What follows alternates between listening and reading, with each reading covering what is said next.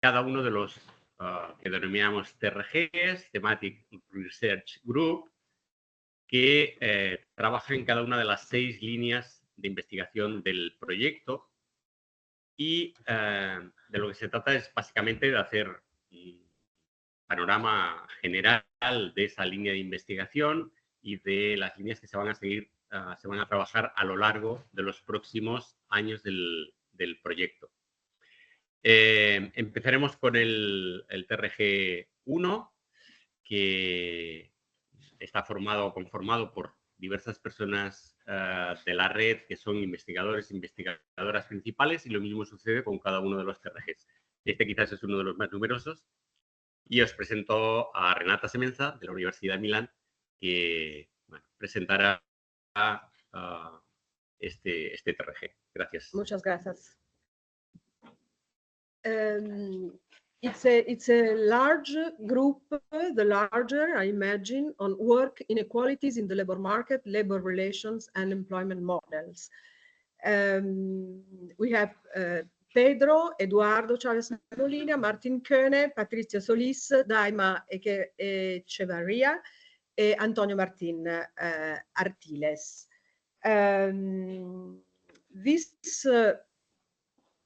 With this research lines, we want to go on in the wake of the result of the first project on this aspect. What?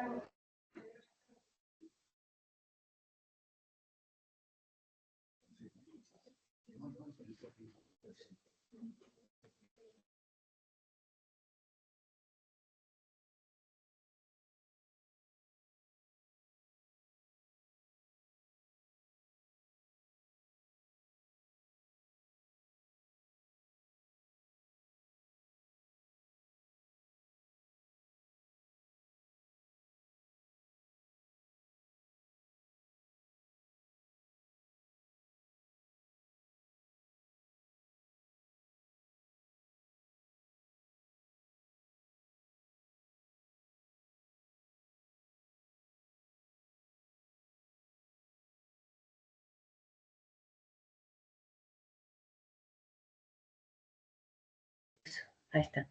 Ahora sí.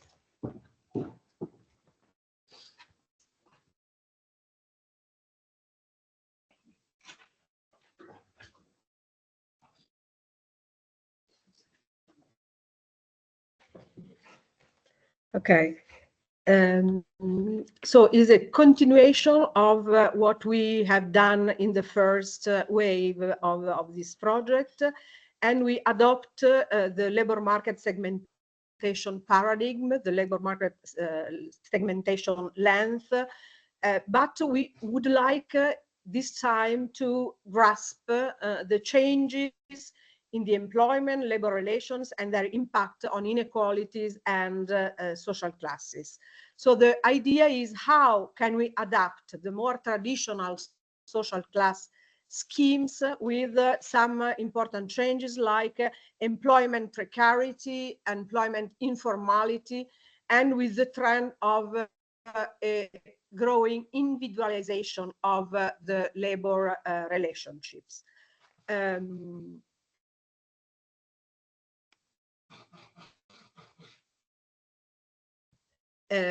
Important is to know that globalization and technological digital innovation, liberalization of the markets with the simultaneous downsizing of labor relations system, and the recurrent crisis require a multidimensional approach to study of new socioeconomic inequalities, both in Europe and in Latin America.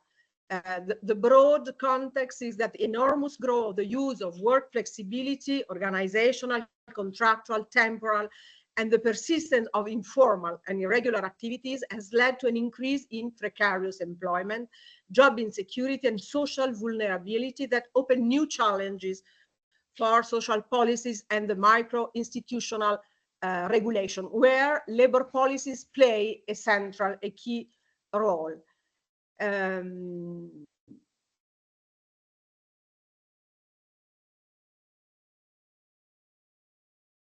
Okay, I start with our project. We have several research lines, some more general and larger, and some more specific on specific teams.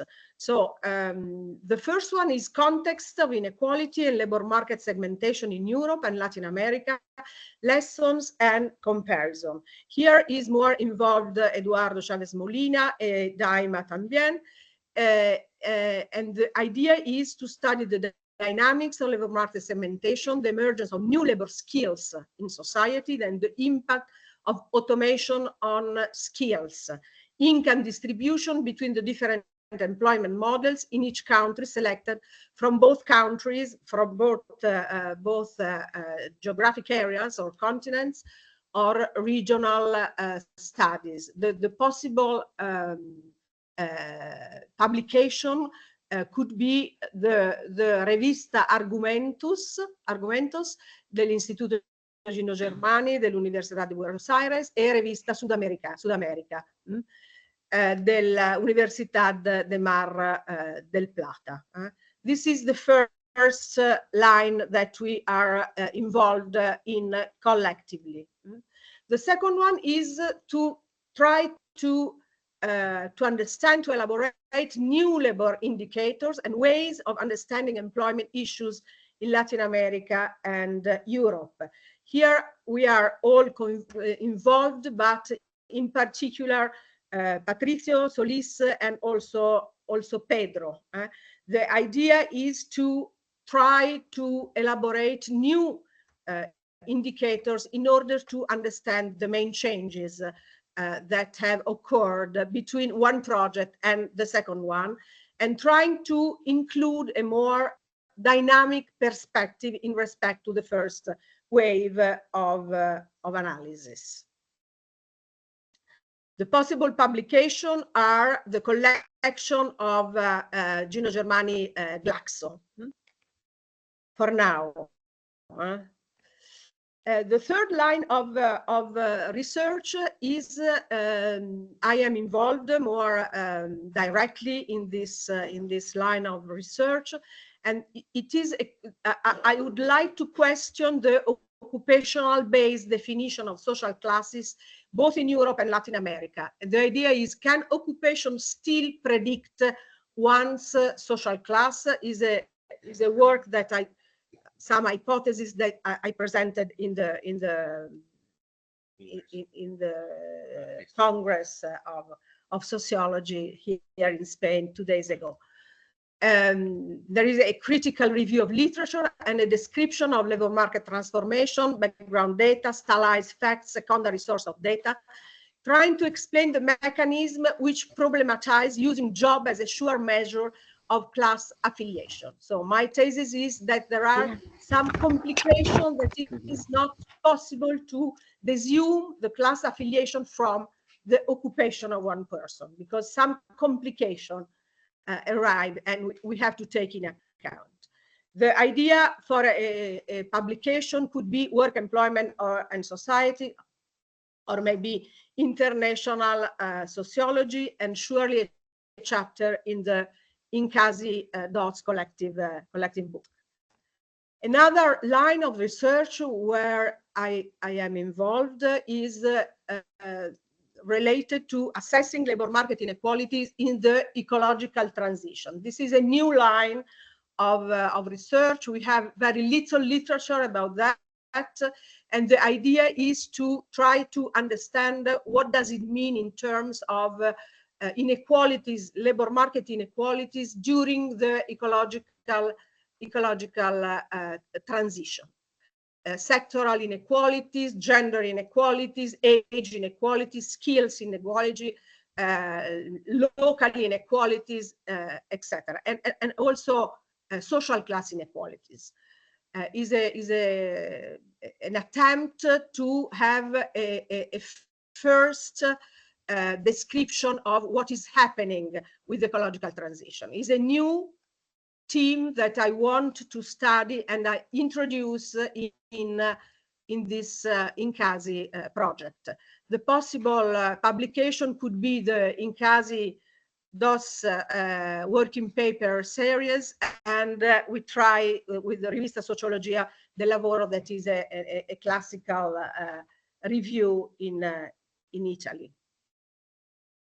The fifth publication is the fifth line of research and publication is assessing the impact of decarbonization on employment and qualification. The labor and the study, the focus is on the labor environment conflict, and we try to compare Italy and the process of decarbonization in the southern part of Italy, Netherlands, and Argentina. The publication for the labor environment conflict, assessing the impact of decarbonization on employment and qualification.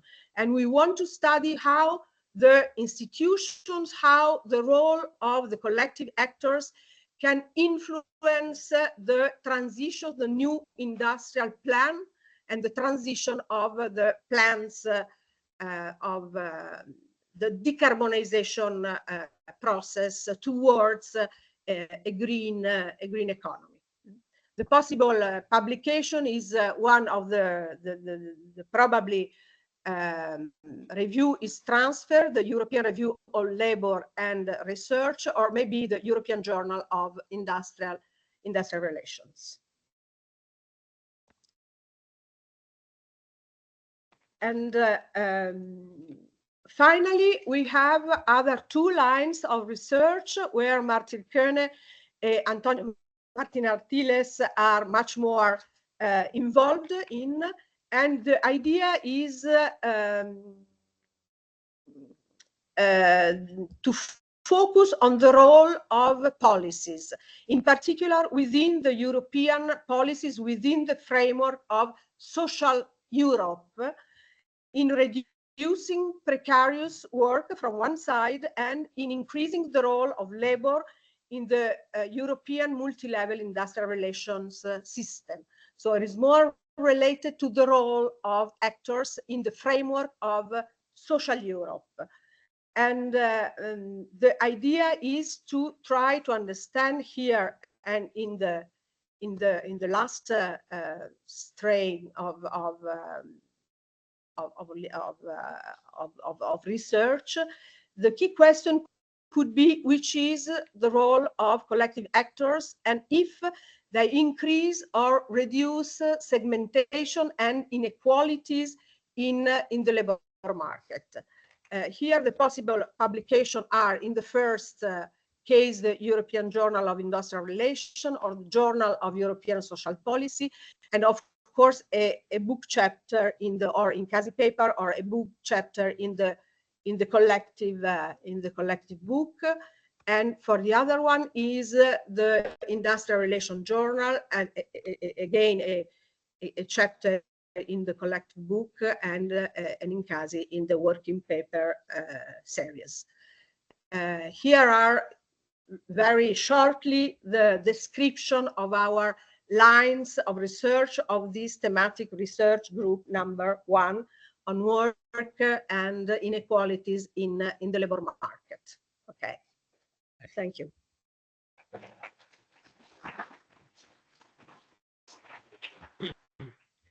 La idea de todas estas intervenciones es que tras una exposición de 20 minutos abramos a la sala para recoger algún comentario, alguna precisión, alguna sugerencia, algún aspecto que al hilo de la intervención pudiera, digamos, enriquecer o simplemente precisar algunos de los aspectos que se pretenden trabajar.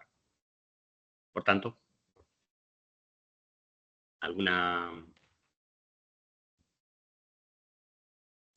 Bueno, pero todas me parecen súper interesantes, y muchas, pero me encantan. Muchísimas. Y una cosa que me parece muy interesante, y esto es en general, es como envolver a varias, poder hacer calls abiertos para que toda la red que sea de diferentes, o sea, todos los que estén en trabajo, ¿no? Que puedan ir colaborando y que puedan aportando los artículos que van haciendo, adecuándolos a cada una de las líneas. Me parece súper interesante. Y como cada uno de nosotros va a tener lo suyo, que cada vez que tengamos, sería bueno tener como 2 o 3 referencias donde seguro que van a contribuir al trabajo y después hacer como un apartado donde se haga como un pequeño poll de la red para ver qué papers se pueden seleccionar en esta línea. Entonces, está muy bien, digamos, tener las 2 cosas, como una cosa ya previsto, quiénes son las personas que van a contribuir fuertemente, y otra tener 1, 2 o 3, ¿no? Espacios para que la red propia, y eso claro. Es interesantísimo, si cada uno hacemos eso, toda la red está publicando en todas las líneas. Como cada uno está encajado en cada una de las líneas, ese trabajo me parece estupendo. Y muchísimo. Pero bueno. Luego hay otro aspecto que es que finalmente procedemos a un ejercicio de división del trabajo. Entonces, cada una de las líneas de investigación son visiones parciales que no son independientes de las otras. La dimensión de género también será objeto de consideración en cualquier análisis del ámbito productivo. Por tanto, ahí se debe producir esa interrelación. La idea de, más en la línea de los últimos, digamos, líneas de trabajo, que tiene que ver con políticas, con grado de institucionalización de las relaciones sociales, de poder en el ámbito del trabajo, genera modelos generales de relaciones institucionalizadas que también inciden en otros ámbitos de la vida social y, por tanto, también las políticas públicas tienen su que ver en el ámbito laboral y tienen implicaciones desde visiones más integrales con otras políticas de otros ámbitos. Por tanto, finalmente son ámbitos de trabajo que parcialmente tienen su autonomía, pero que inmediatamente vamos a tener que generar espacios bueno, como este, de ver por en qué líneas se va trabajando y cómo compartir o cómo interactuar con las otras líneas.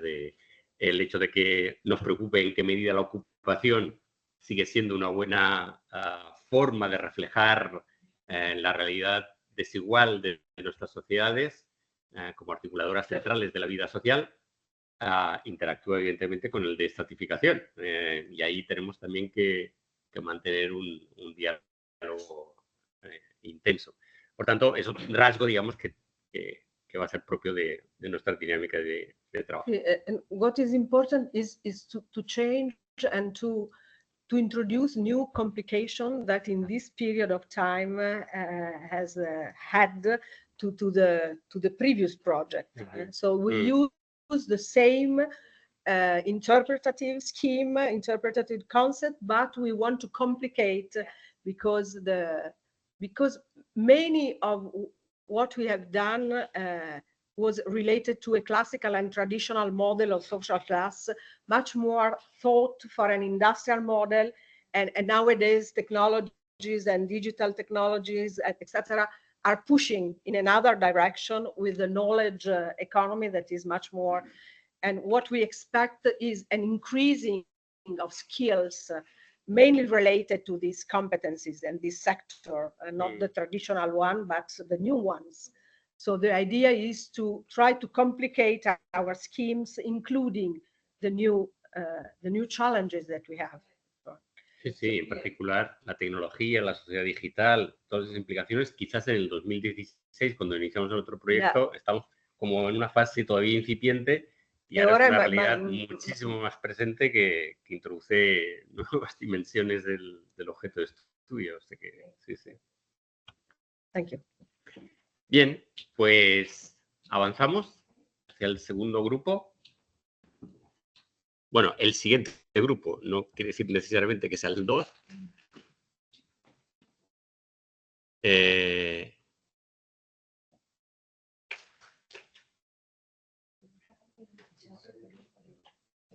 Y será el de educación. ¿Y la presentación la tienes?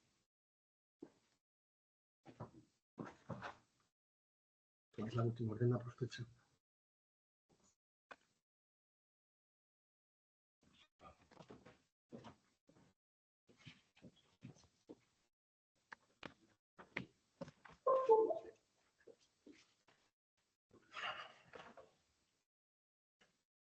¿Ese? Sí.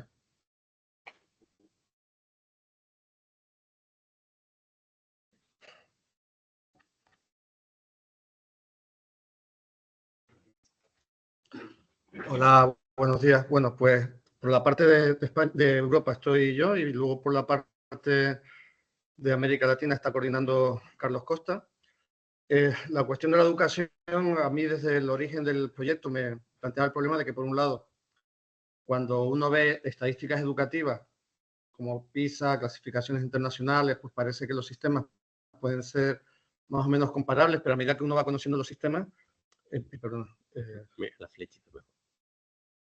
pues resulta que no son tan comparables, ¿no? O sea, ya desde el avión puede ver uno que Buenos Aires, los niveles de desigualdad que hay no son los que hay en Europa, que las aulas, esto es un centro de clase media en Buenos Aires, cerca, en Cava, bueno, en la capital, no es ni siquiera conurbano, y se ve que las infraestructuras no son como las españolas, ¿no? Entonces dice uno, bueno, ¿qué sentido tiene poder establecer educación comparada cuando la realidad material es tan heterogénea entre los dos lados, ¿no? Perdón, ¿dónde le doy? La flechita. Bueno, aquí el enfoque que le estamos intentando dar, es el enfoque teórico en el que yo llevo trabajando ya varios años, es recuperar el concepto de eticidad. Déjeme un momento de abstracción para luego llegar a lo concreto, porque alguien puede decir, bueno, ¿cómo salimos de un lado a otro, ¿no? Y volvemos. Entonces, dentro del concepto de eticidad, es una palabra que no tenemos en castellano para referirse a la moralidad. Cuando yo decido si lo que estoy haciendo es bueno o malo, tengo mis propios valores morales, pero esos valores morales tienen también reflejos en las leyes. Las leyes que tenemos, pues, deciden, pues, por ejemplo, qué es un matrimonio.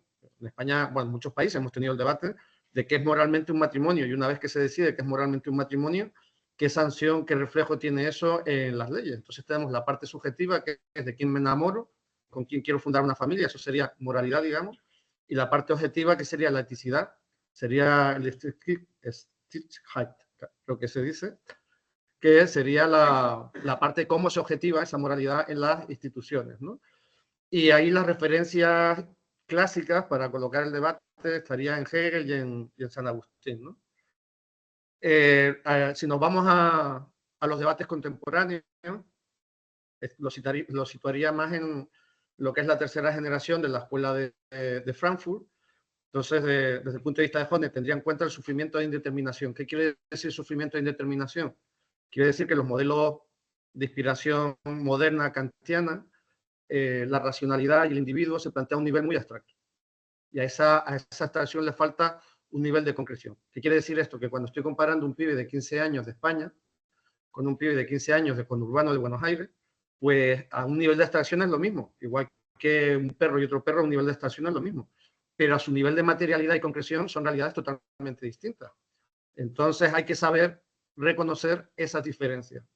Y que la manera de pensar la sociedad no se trata tanto como de individuos que están todos dotados de la misma racionalidad, y eso es lo común, sino de reconocer que ocupamos posiciones diferentes, y en ese reconocimiento la diferencia, en esa aplicar las categorías que van determinando esas diferencias, es donde surge tanto el entendimiento como la posibilidad de diseñar instituciones más ajustadas a la realidad, ¿no?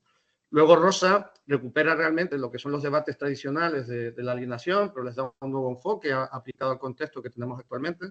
Entonces habla de resonancia, como ese momento en que uno se siente conectado con lo que está haciendo, de aceleración, cuando uno se siente como pollo sin cabeza, que por más que intente no puede, ¿no? Nosotros ahora mismo veo que estamos en una crisis de aceleración que a mí me produce vértigo de lo acelerado que vamos, ¿no? Porque antes de empezar a hablar qué queremos hacer, estamos pensando dónde vamos a publicar. O sea, yo creo que es como el ejemplo más claro de que no estamos haciendo una investigación desde la resonancia, sino una investigación desde la aceleración, ¿no? Luego de Bourdieu tomó dos ideas. Por un lado, la de que las personas tomamos decisiones o bien por el interés o bien por el desinterés. ¿Qué quiere decir eso del desinterés? Realmente al final también es interés, y eso entra en un debate. Hay una forma, como veremos ahora, sencilla de salir de ese debate, pero básicamente es si estamos optando por lo material, lo económico, o estamos optando por el prestigio. Eso sería realmente cuando decides por lo material o decides por el prestigio y por el estatus, ¿no? Y luego también me asiento en la teología de la liberación contemporánea de Dussel, que murió hace poquito, en noviembre. Dussel, que además pude acercarme a su obra gracias a la experiencia con Argentina, que me hablaron bastante de él, tardé un poco en empezar a leerlo, pero la verdad es que me ha gustado mucho, McIntyre y Rosa, ¿no? Que los tres son pues de fundamento católico también, ¿no? Por eso les decía que hay ahí un hilo que conecta con San Agustín también. Entonces, de San Agustín, bueno, pues la idea de la ciudad de Dios, la ciudad de Dios no es algo que ocurre cuando uno muere y va al otro lado, sino es algo por lo que trabajamos cada día, batallamos cada día en el mundo en el que estamos. ¿Qué quiere decir esto de la ciudad de Dios, ¿no? Pues uno cuando actúa, y aquí recuperaría lo que estaba diciendo antes de Bourdieu, puede actuar por amor sui, es decir, por amor a sí mismo, o amor de él, amor a Dios, ¿no? Como muchos de los que estamos aquí somos ateos, pues a esto le tenemos que dar otra interpretación, obviamente, ¿no? Entonces, la interpretación que le doy desde este punto de vista es si uno actúa simplemente en el beneficio propio, sin tener en cuenta cómo eso desencadena acciones para el resto de la sociedad, o si uno actúa más sujeto a pensar el bien común. Entonces, claro, el mundo kantiano utilitarista, esta intersección que hay entre liberales de tipo idealista kantiano y utilitarista, yo creo que hay una intersección que nos impide pensar el bien común, porque simplemente es algo que se plantea desde el individuo. Mientras que el bien común, si se plantea ese nivel de indeterminación abstracta, no tiene respuesta. Ninguno de aquí nos vamos a poner de acuerdo que es el bien común. Entonces, eso es lo que yo diría que es como una parte de sufrimiento e indeterminación. Tendríamos que ir añadiendo determinaciones. Entonces, la determinación que añado, y en esto conectado con Bourdieu, sería la de campo educativo. ¿Bien? Entonces, en campo educativo, yo lo que tengo son una serie de agentes. Por eso añado determinaciones. Ya no son individuos abstractos, indeterminados, sino voy añadiendo determinaciones a esos individuos, ¿no? Entonces, los llamo agentes, y uno tiene estudiantes, familias, profesorado, expertos, empresarios, políticos. Podríamos añadir algunos agentes más. Y cada uno de esos agentes vive en una contradicción entre Dios y el demonio, entre optar por el bien común y optar por el interés propio. ¿Bien? Y eso no es una cuestión de moralidad de las personas, eso es una cuestión inherente a la propia posición de la gente social. Entonces, para mí esto sí que es muy importante porque es llevar una idea que viene del marxismo analítico, que es que las posiciones sociales son intrínsecamente contradictorias en términos de intereses materiales, llevarla al término moral, que las posiciones sociales son contradictorias en términos de moralidad. ¿Por qué? Porque que adoptes el amor sui o adoptes el amor dei está determinado, y es lo que se pierde la mirada muy individualista, está determinado por las características que tiene la gente, por el estatus, por la posición social. Entonces, pues un estudiante opta por el amor dei si maximiza cualificación y opta por el interés propio si minimiza esfuerzo. Pues las familias optan por el bien común si lo quieren la mejor formación para sus hijos, pero por el interés propio si lo único que buscan es maximizar la posición social de sus hijos, ¿no? Profesorado, pues, actúa por que el alumnado aproveche lo más posible su asignatura, pues ahí estaría actuando por el bien común. Por eso digo que cuando uno añade capas de determinación, que es el punto que me gusta de Honneth, el bien común sí que cobra sentido y no es tan difícil ponerse de acuerdo. Esto es lo que quiero mostrar con esto. El bien común en abstracto no tiene respuesta. El bien común, con todas las determinaciones del campo educativo, es fácil de responder, ¿no? Y bueno, no quiero pararme mucho más en esto, pero lo que sí que me interesa resaltar que el modelo en el que venimos trabajando para poder hacer las comparaciones, ya sea en España, en Argentina, en Colombia, en cualquier país al que vayamos, el sistema educativo, como idea, se despliega en una serie de posiciones sociales, que son estas que tenemos aquí, ya digo, podríamos añadir alguna más. Y cada una de esas posiciones sociales vive en una tensión moral. Entonces, el punto es cómo, desde el lado objetivo, desde el lado de la normativa educativa, desde el lado de las leyes, desde el lado de las reglas de juego, pues se favorece que los estudiantes, el profesorado, etcétera, les sea más fácil optar por el bien común o les sea más fácil optar por el interés propio. Por ejemplo, en España, después de 2 años de bachillerato hay una prueba selectiva de acceso a la universidad. Eso convierte el sistema educativo en que durante 2 años el alumnado está entrenando para poder entrar en la universidad. Eso supone que el sistema educativo se acelera. Eso supone que no es posible la resonancia en el sistema educativo. Eso supone que tú has hecho un diseño institucional que obliga a la gente a tener un planteamiento individualista y competitivo sobre la experiencia educativa y no puede resonar en educación. Sin embargo, en Argentina, el primer año de la universidad no hay nota de corte. Todo el mundo puede entrar donde quiera. O sea, eso te permite un bachillerato, en teoría, como diseño institucional, desde el punto de vista de la laicidad, te genera individuos distintos. Esa sería un poco la cuestión, ¿no? Entonces, luego esto, cuando lo vamos aterrizando un poco más, pues tenemos el debate sobre la definición de la educación, y hay como dos grandes formas de aproximarse a la definición de la educación. Una es mediante niveles educativos, que hay una clasificación internacional, ICED, que cada país tiene su adaptación, la UNESCO ha trabajado las tablas de adaptación, pero incluso con las tablas de la UNESCO es difícil afinar. Por ejemplo, en la experiencia con Argentina, la comparación de lo que nosotros entendemos por formación profesional inicial no es una comparación fácil con los secundarios técnicos que hay en Argentina, es una cosa distinta. Entonces, a pesar de que se haya hecho un diseño institucional que en teoría permite la comparación, luego hay que aplicar esas determinaciones, que es lo que me refería antes, hay que hacer ese aterrizaje y ver cómo en ese aterrizaje se están respondiendo las preguntas que planteaba yo en la transparencia anterior, ¿vale? Después hay otra aproximación a la educación, que es la que tiene que ver con, no entendida como niveles educativos, sino como niveles competenciales.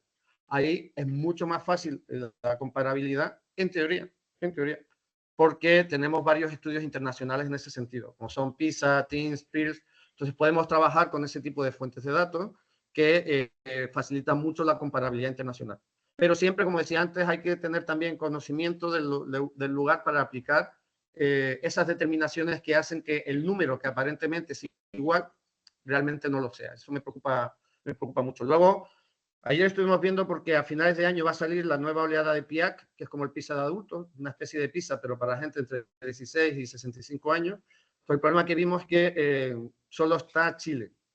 Entonces, yo la verdad que no había visto los países que iban a participar, pero al ver que solo está Chile, vamos a tener dificultades con la parte de América Latina. Pero es una encuesta muy rica, tanto para el mundo del mercado de trabajo, muy orientada a preguntas sobre el mercado de trabajo, como para estas cuestiones competenciales y para el origen social un poco menos, ¿no? Y luego en España, para la cuestión universitaria, tenemos una base de datos muy buena que habría que ver en qué medida podemos encontrar en otros países, que es el Sistema Integrado de Indicadores Universitarios del Ministerio de Ciencia y Universidades, que tiene un nivel de microdatos a partir de ficheros administrativos de las universidades. Eso permite afinar muy bien, integrado además con la seguridad social, tiene una complejidad. Entonces, no sé hasta qué punto podemos replicar ese tipo de datos en otros países. ¿Bien? ¿Cuáles van a ser los temas? Pues básicamente, por un lado, el logro educativo, medido como se mide en ISTED. En el primer INCASI ya hicimos estudios de estos comparados. Y también viendo estas diferencias, como luego hay que aterrizar los modelos en el territorio.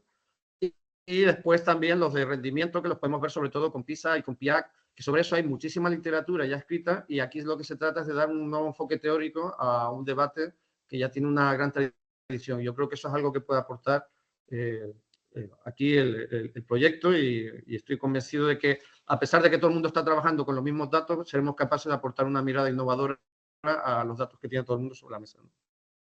Luego, una propuesta de indicadores de equidad. Cuando uno habla de equidad, pasa un poco como cuando uno habla de bien común, que si lo hablan abstracto no sabemos lo que estamos hablando. Hay que concretar.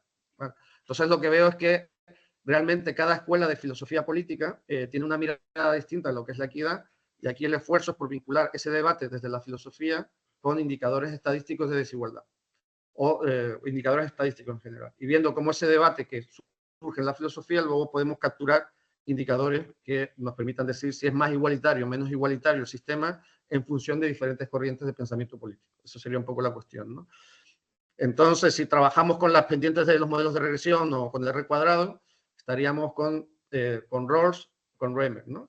Una cuestión de desigualdad de oportunidades, ¿no? Mientras que si trabajamos con el máximo nivel mínimo, el maximin, estaríamos con otra parte de Rawls, el otro principio de Rawls sobre la equidad, y con Sen. Luego, los libertarianos y los neoliberales no le dan tanta importancia a los resultados, le dan importancia a las reglas de juego. Entonces, habría que ver sistemas educativos que se aproximen más a modelos de mercado. Y ahí está todo el debate de cuasimercado en educación. Entonces, no sería tan importante los resultados como eso. Desde el punto de vista marxista, se minimiza mucho la desigualdad. Entonces, ahí el indicador importante es la desviación típica o la varianza, ¿no? Desde el feminismo, ponga ahí feminismo radical, porque luego hay varias corrientes, hay gente que lo entiende como un insulto, no es un insulto, intenta hacer algo descriptivo, pues serían las diferencias que hay entre chicos y chicas, ¿no? Y eso lo podríamos ver con pendientes de regresión. Desde el multiculturalismo podríamos atender la cuestión de la inmigración también con pendientes de regresión, y luego desde el nihilismo, aquí la cuestión sería cómo es la convivencia en los centros. Entonces, con algunos de los estudios PISA hay rasgos de cómo se organiza la convivencia en los centros, con una justicia orientada de forma restaurativa frente a la justicia procedimental de tipo más liberal, utilitarista, ¿no? Y yo creo que como voy de tiempo, acabo aquí. Bien, bien. No sé si lo dejo, tengo algo más, pero bueno, lo puedo dejar aquí si voy mal de tiempo. No, vale. Bueno, y lo último era hablarles un poco de la cuestión de género, porque este es uno de los ámbitos donde la brecha de género se habla de brecha inversa, que las chicas suelen ir mejor que los chicos, y hay algún tipo de reflexión que yo creo que se está haciendo muy poco, y quería aprovechar el foro para plantearla. Aquí tenemos son datos para España, pues el rendimiento en la competencia matemática de chicas y chicos, ¿no? Entonces podemos ver cómo en la parte baja de la distribución, chicas y chicos van más o menos empatados, luego las chicas se acumulan mucho en la mitad de la distribución y en los buenos rendimientos los chicos superan a las chicas en matemáticas. Este es un resultado bastante común en la mayoría de los países. Hay 7 o 8 países que no es así, creo que Finlandia era uno de ellos, pero en general es bastante común. ¿Bien? ¿Pero qué pasa en lectura? En lectura no ocurre esto. En lectura hay también desigualdad entre chicos y chicas. Las chicas tienen mejor rendimiento en lectura, pero fíjense que la desigualdad no es igual. O sea, en el de las matemáticas, chicas y chicos van empatados en la parte mala y luego las chicas se quedan en el medio, digamos, lo que estoy diciendo no es muy correcto en términos estadísticos, pero las chicas se acumulan en el medio y los chicos destacan más. Sin embargo, aquí los chicos siempre van como rezagados con respecto a las chicas. Son desigualdades de naturaleza diferente. Y digo esto porque es muy importante, porque si uno plantea que hay que igualar a las chicas en matemáticas para que sean como los chicos, se está olvidando que son mejores en lectura. Entonces la gente cuando elige educativamente, elige consigo mismo. O sea, tú te puedes comparar con el de al lado, pero yo digo, a mí al final del día, ¿qué me resulta más fácil? ¿La lectura o las matemáticas? Si hemos igualado chicos y chicas en matemáticas, las chicas siguen siendo mejor en lectura. Seguirán optando más por carreras donde haya menos matemáticas, no porque sean peores que los chicos, es una ventaja comparativa. Es que muchas veces dice, es que las chicas a igualdad de rendimiento matemático eligen menos carreras de matemáticas, ¿no? De ciencia. Claro, porque son mejores en lectura. Entonces, si tú no igualas a los chicos en lectura, si solo igualas a las chicas en matemáticas y no igualas a los chicos en lectura, las chicas seguirán optando más por un tipo de carreras y los chicos por otras, ¿no? Entonces, que vean también un poco la complejidad que les decía antes del debate, de ir aplicando las determinaciones. Y una de las determinaciones que las desigualdades en matemáticas y en lectura pues no tienen la misma naturaleza. Y que si uno solo se enfoca en una parte, no va a arreglar el problema, porque el problema es mucho más complejo que eso. Y este es el tipo de cosas que podemos trabajar, como estoy diciendo antes, a pesar de que hay mucha gente trabajando sobre esto, este tipo de miradas que estamos haciendo a base de añadir determinaciones sobre la abstracción del individuo que aparece en los datos de PISA, pues nos permite dar una lectura distinta a un debate que ya está como muy estabilizado, ¿no? Ya con eso sí que lo veo. Pues muy bien, muchas gracias.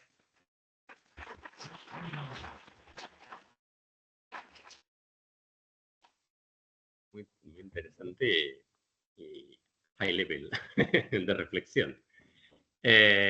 Abrimos a la intervención. ¿Sí? Juan. Bueno, muchísimas gracias, me ha parecido súper interesante. Y creo que estos dos gráficos que estás presentando al final dan para una reflexión súper amplia. Y creo que además se debería hacer una reflexión siempre, sobre todo de cara a las políticas públicas, ¿no? Todas las políticas públicas que tenemos, lo hemos estado viendo también en el Congreso, en varias mesas de estratificación y género, todas las políticas públicas para corregir las desigualdades de género siempre se basan en políticas que deben hacer, en cambio que deben implementar las chicas o las mujeres, ¿no? Y en este caso yo creo que deberíamos reflexionar sobre todo, no solo, en este caso, siempre se está forzando a que las mujeres vayan a las conocidas como carreras STEM, ¿no? Y que vayan adquiriendo habilidades y competencias. Y creo que sería muy interesante también pararnos a reflexionar hasta qué punto tenemos que diseñar políticas públicas que vayan encaminadas a que los hombres se metan en las carreras feminizadas y en aquellas carreras relacionadas con cuidados o con lectura, etcétera, etcétera. Me ha parecido súper interesante cómo se refleja aquí. Gracias. No, yo solo un matiz sobre STEM, que creo que es un debate muy estéril porque es un debate que en origen se planteó para señalar aquellas carreras que hay mucha demanda en el mercado de trabajo. Luego se ve que en esas carreras había menos mujeres, pero cuando tú separas, es que es una locura. Yo tengo los datos para España, los tengo por ahí. Desde los años 70, por lo menos, las mujeres están igualadas con los hombres en las carreras de ciencias. El problema es que junta ciencias con ingeniería. No están igualadas las de ingeniería. Entonces, está focalizando que las mujeres estudien ciencia cuando ellos llevan estudiando ciencia desde hace medio siglo. O sea, el problema sería que estudien ingeniería. Entonces, se están incluso desviando recursos para lo que se quiere hacer, porque se está poniendo el énfasis en las mujeres de ciencias cuando a nivel de elección de carrera, luego es verdad que hay otra cosa que es carrera profesional, pero cuando lo hablas de elección de carrera, ahí no hay diferencia. Digo ciencia natural, no de ciencia sanitaria, ¿vale? Juan. Muchas gracias, muy interesante.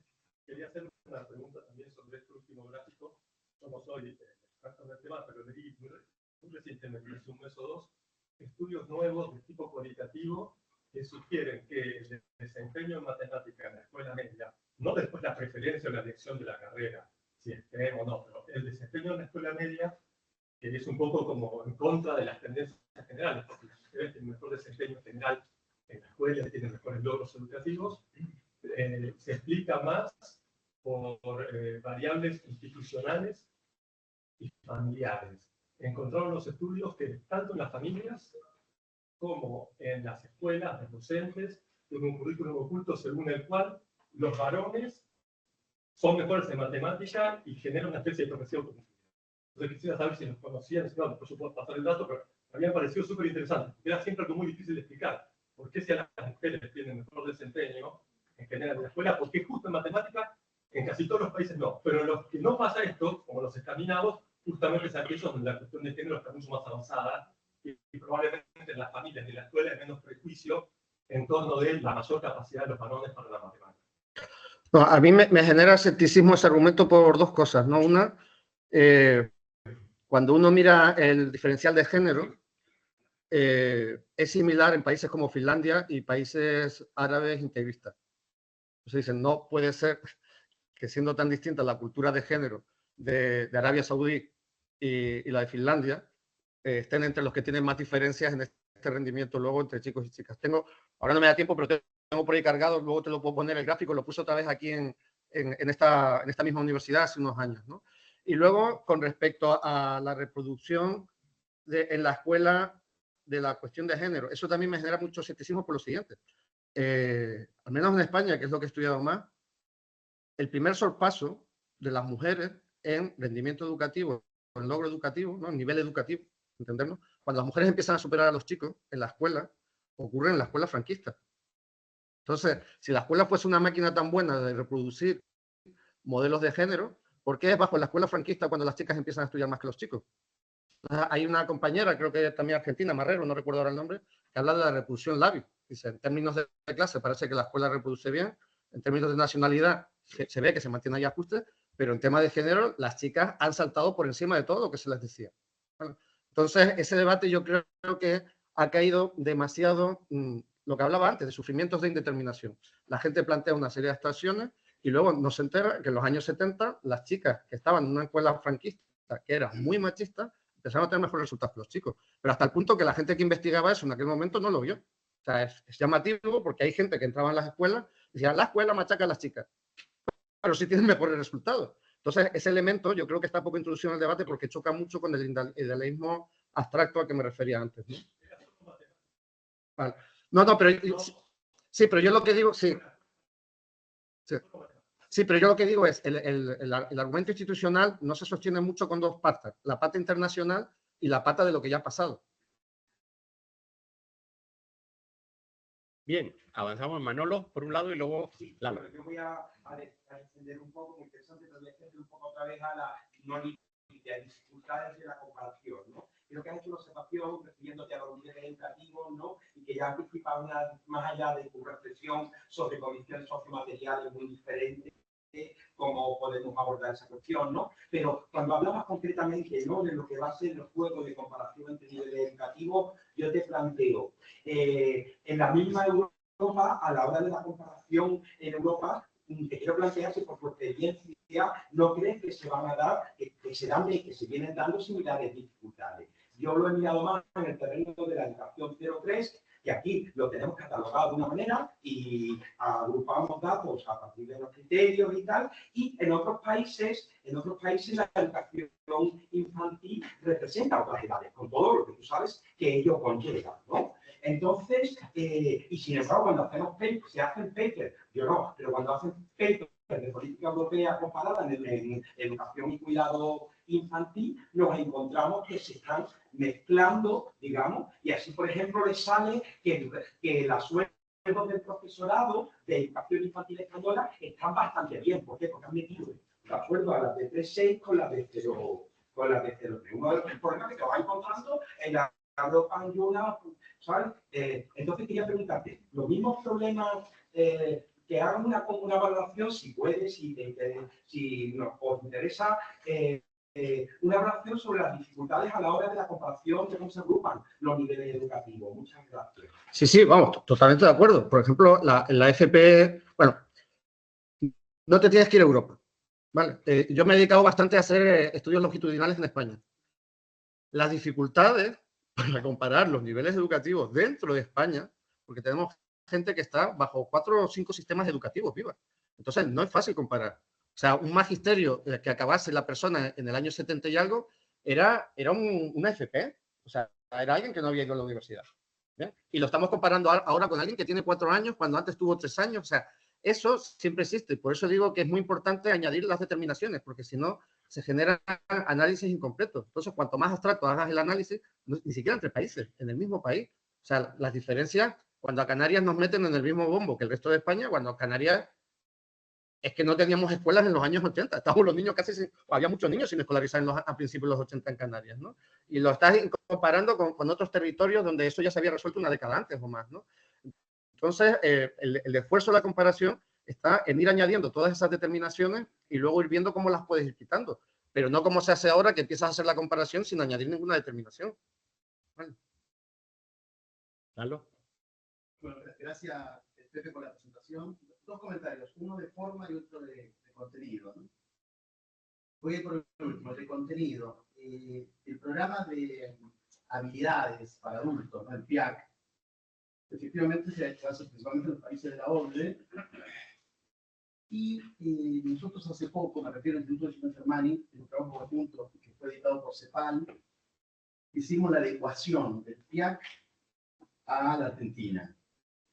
¿Por qué? Porque el PIAC, que es esa encuesta que se hace sobre habilidades de los adultos, lo toma de una investigación de la ONET, que es el originario, que es el Departamento de Trabajo norteamericano, para detectar habilidades ocupacionales.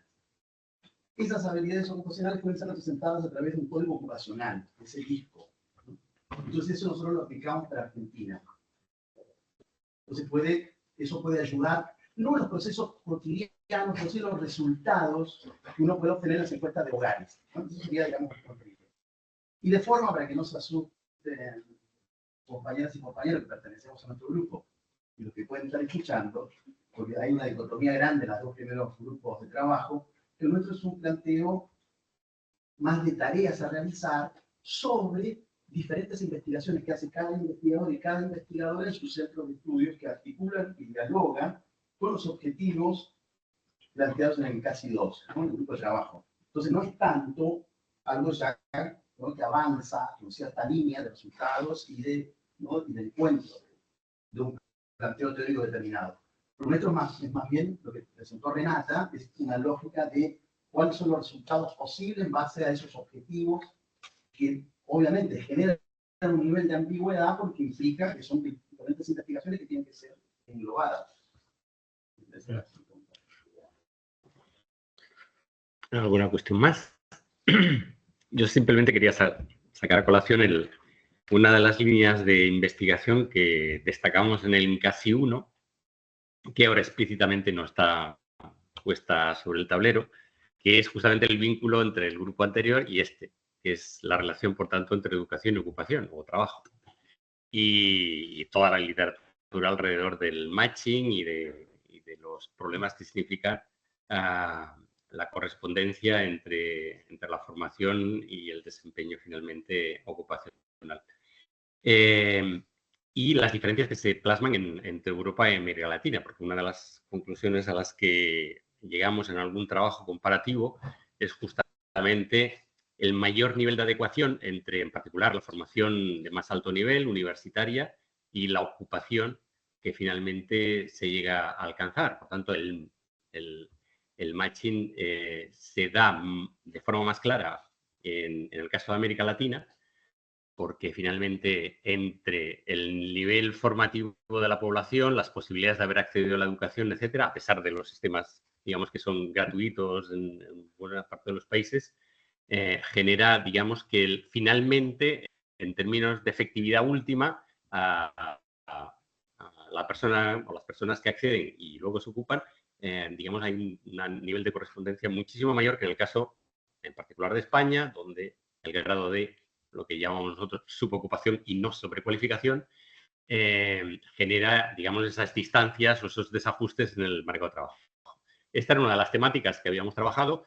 En el ámbito laboral, yo creo que emerge, porque desde el momento que te planteas análisis de desigualdad y posiciones en el mercado de trabajo, esta es una realidad en la medida en que puedes hacer valer o no tu cualificación, tu formación previa. Y lo dejo ahí. Es decir, no sé si desde el punto de vista de la perspectiva del grupo, bueno, simplemente... En principio nos habíamos centrado más en la parte educativa, pero sí que Sí. se puede tener en cuenta la laboral, ¿no? Parte de lo que es trabajar con ISTED lo hacemos sobre todo con encuestas de hogares, que tienes también luego variables sobre mercado de trabajo, ¿no? Uh-huh. Pues muy bien. Pues lo dejamos aquí y pasamos al siguiente. Sí. Sí.